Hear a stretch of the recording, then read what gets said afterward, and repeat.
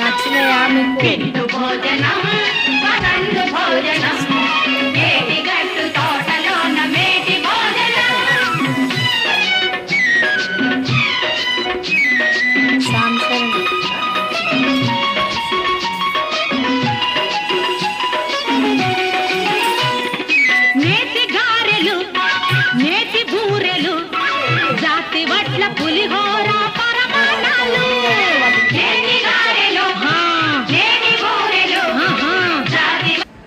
అందరు వచ్చినందుకు నాకు చాలా సంతోషంగా ఉంది. మా రానక్క వడి బియ్యం చాలా బాగుంది.